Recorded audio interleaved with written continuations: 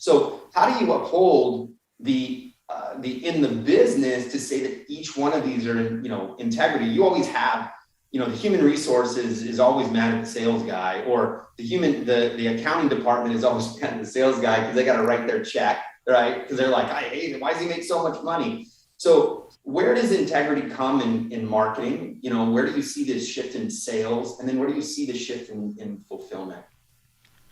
Right.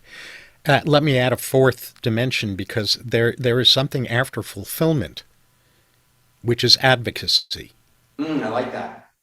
Okay, so I view the hero's journey that a customer goes through as having those four components. The first component is where they get curious enough to want to learn about whatever it is that you're wanting to let them know about.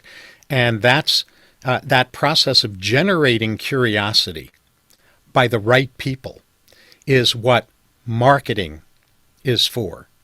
The part of the journey where they're moving toward a yes or a no on purchasing is where they get to understand what the underlying sources of the challenges that they're aware of having, or the aspirations that they're aware that they're not achieving, what the underlying causes of those difficulties are, and what would be wise for them to be looking for by way of a solution, so that they then, by at that point in the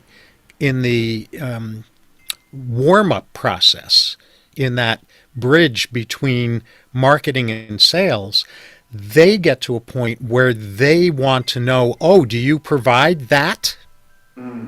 And when they are at the point where they're wanting to know if you provide what you've mapped out for them around root causes and what to look for in the way of a solution, they are in the process of selling themselves. We don't have to sell them on anything.